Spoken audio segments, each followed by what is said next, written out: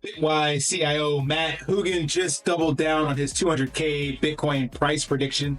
And if he's right, this bull run could leave everything else in the dust. In this episode, we're going to dive into Matt Hougan's breakdown of macro volatility, political chaos, and why Bitcoin might decouple, but also why no one's coming to save you and the shit just might hit the fan before it gets better. So stay tuned. Every minute you wait, Bitcoin climbs higher. The difference between success and regret? Taking action now.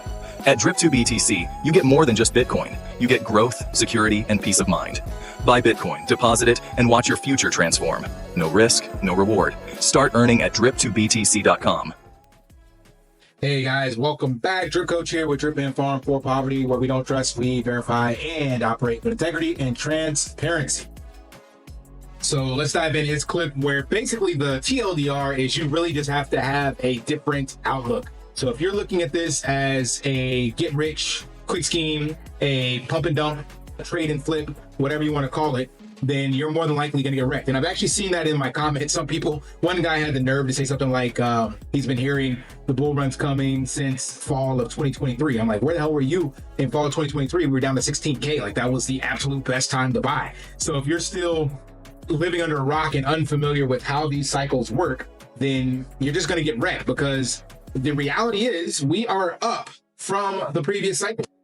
I started making content around here in 2021 and it is up and to the right. Like, yeah, you may be feeling some pain if you bought in November at the 104 range or late January at the 104 range again. But if you zoom out, as I say, when in doubt, zoom out. So this makes almost an entire cycle for me making content on Bitcoin. It is just a clear bet. And I can't be upset at the short-term volatility. I don't believe we're at this point where we hit the all-time high and then we trend into a bear market for, what was that, 2 years? March 2024 and yeah, in November 2021. So yeah, 2.5 years. I don't think we're there. I think we still have plenty more upside to go. But even if you're accumulating at these prices, like, and it stays flat and ranges for another 2.5 years, okay, so what, you know? But let's listen to Matt Hougan break this down. Enjoy the video. I think crypto is all about short-term versus long-term right now. Long-term, everything is lining up for a sustained bull market in crypto. We see continued flow into Bitcoin. We see continued loss of faith in institutions. On the Ethereum and other asset side, we see rise in stablecoins, rise in tokenization. All of that's looking great. But of course, we can't look past the short term. So most of us spent our weekend tracking the latest, over and back on tariffs, wondering how much macro chaos there will be in the market right now. I really think investors need to decide, are they short-term investors or are they long-term investors? Those have very different feels in the market right now. And that's sort of the mix I'm trying to weigh myself as I look at these markets. You should be crossing your fingers. Good luck to the short-term investors. The challenge in this market right now is the macro forces are so large and they're so idiosyncratic and so unpredictable. We could have a tweet sometime in the next 10 minutes that sends the market plus 5% or down 5%. I think it's extraordinarily difficult to be a short-term investor in this sort of market activity. So I'd be monitoring the macro situation. I'd be monitoring every tweet coming out of Washington, and I'd be wondering what's going to happen next. Maybe keep an eye on the 10-year interest rate, on the dollar weakening. It's a very difficult environment, I think, for short-term investors. Now, sticking with those short-term investors, I want to talk about U.S. President Donald Trump really flip-flopping on these tariffs. Talk to me about what that signals for you.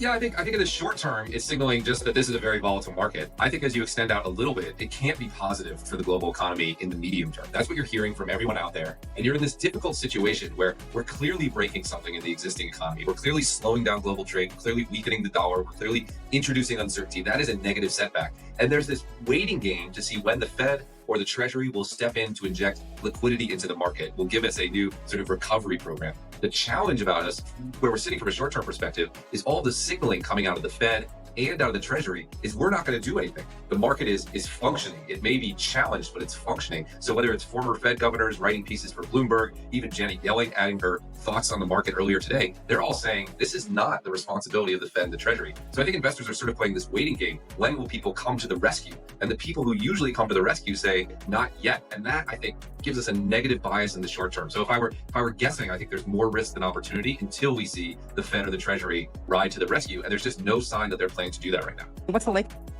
And that was my eye-opener. It's like I've been digesting the narratives from Ralph Powell and all that, and he'll even go into this later on and say that it will happen, but it may not happen as soon as we think or would like. But everyone is saying that it will happen and it's inevitable, and already we can see M2 supply globally heating up across China, Japan, Europe, and the US. So the point, like you said, is maybe there's more risk now because we don't have any certainty. So that could mean that Bitcoin could still swing. And that's why I still haven't taken my low 70s off the table for buy orders. I don't believe we will get back below 60, but the longer we chop in this range, it's just the more opportunity there is to buy. And you can protect yourself on the downside by having some buy orders in the low 70s, high 60s, or whatever. And if you're more bearish, then yeah, go all the way down with buy orders into the 50s. I don't believe that would happen, but it doesn't hurt to hedge your bet. But as long as we chop around here, you can stack sats. And then the minute we do rip, and as he'll later on predict, if we hit this 150, 200K, like just do the math. Hitting 150, that takes a 50% correction to get back to these levels we're sitting at now to get to 75K. So we get to 200 and then you're looking at like an 80% correction just to get to these current levels. And yes, we do see those swings in bear markets, but as more and more institutional adoption and big money comes in, I think it's just less likely to see those swings because you'll have less traders and more hodlers, especially if people are putting it on their balance sheets for nation states. All right, let's go to the next clip. Likelihood you think that they do come to the rescue eventually? Well, eventually the likelihood is 100%. Eventually they can't resist the big red button. They've been taught over time that when there's market uncertainty or economic uncertainty, you have to come to the rescue with liquidity. I think if we see more challenges in the Treasury market or disorderly sell-off in the dollar, I think you'll see them step in. So it's going to happen eventually. But I do read from the signaling that it will be slower than many people expect. So this uncertainty could certainly stretch for days. Maybe it could stretch for weeks. Possibly it could stretch for months. I think we're in for a relatively significant period of volatility in the markets before those forces ride to the rescue. But make no mistake, eventually this is a political game and eventually they will ride to the rescue. It's just a matter of when it will happen, but I think it could take a little bit longer than people have been conditioned to expect in the past. So I'm extraordinarily bullish for the end of the year. I think we're going to see a relatively significant decoupling between Bitcoin and equities. I think you're going to see Bitcoin move to new all-time highs, and Bitwise's prediction from December of last year that we'll get to 200,000 on Bitcoin, I think still is plainly in sight. What do we need to have that happen? We need the macroeconomy to settle down a little bit. We need maybe one of these rescue packages to start to come into the market. I think if we see either of those things, this market is primed to rip. If you look at how Bitcoin in particular has been performing over this market pullback, it's done significantly better than in previous stock market corrections. Usually when there's a stock market correction, at least for the last 10 years, if the stock market is down 10, Bitcoin is down 30. Instead, this time, Bitcoin is more or less keeping pace with the equity market. To me, that's an incredible sign of resilience and strength.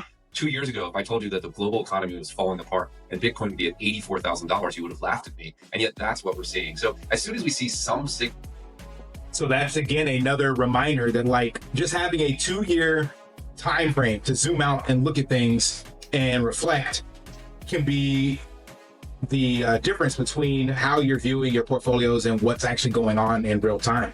So 2 years ago, yeah, I would not have seen Bitcoin at these levels because we were sitting at the 16K, 20K, 30K level in 2023, somewhere around there, maybe in the 40s, I don't remember exactly, but it's like there was so much uncertainty at that stage, had the FTX collapse, Luna collapse, all that stuff, that nobody really knew where we were going to go from here. And it kept seeming like it was going lower. And then here we are now, 4 or 5X from the bottom already. So for me, it's all about just stacking sats. Listen to these people talking about the eventual outcome of Bitcoin, understanding the fundamentals of it, and then making a decision like, have the fundamentals changed? Is Bitcoin more secure or less secure? Does Bitcoin have more adoption or less adoption? Is the hash rate more secure, more or less secure? All these different things. And if the answer is more, then it's just a clear bet to place because you can get the opposite of everything else for fiat in regards to inflation and security and risk and all this other stuff. So it's like, okay, I gotta live in this world somehow. So the only logical explanation or thing to do with my own income is to stack sats. Everything else, the other alts, shitcoins, I have no idea.